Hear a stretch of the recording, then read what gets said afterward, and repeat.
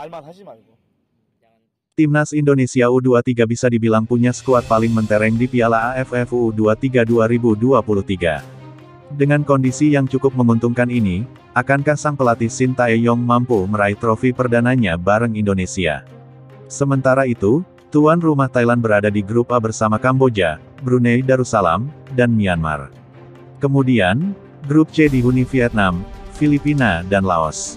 Timnas Indonesia U23, Vietnam U23, Thailand U23 dan Malaysia U23 bisa dibilang sebagai calon kuat juara Piala AFF U23 2023. Keempat negara tersebut sudah mengumumkan daftar pemain yang dibawa untuk mentas di Piala AFF U23 2023. Dari 4 negara di atas, hanya Timnas Indonesia U23 dan Vietnam U23 yang membawa pemain senior.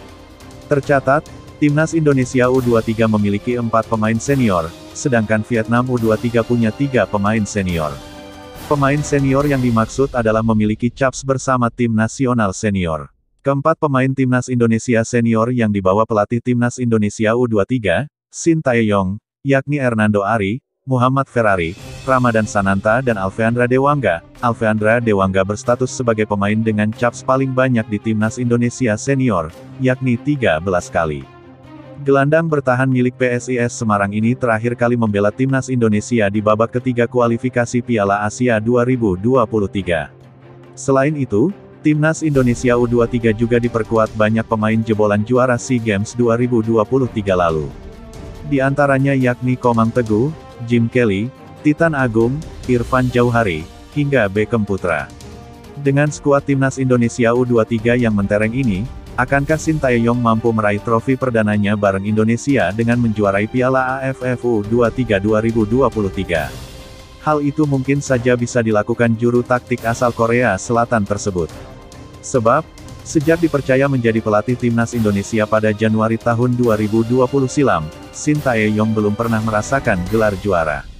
Pelatih 53 tahun itu hanya mampu mengantarkan Timnas Indonesia U23 meraih perunggu SEA Games 2021 dan mengantarkan Timnas Indonesia senior runner-up Piala AFF 2020. Karena itu, ajang Piala AFF U23 2023 menjadi kesempatan bagi Shin Tae-yong untuk merebut trofi perdananya bareng Indonesia.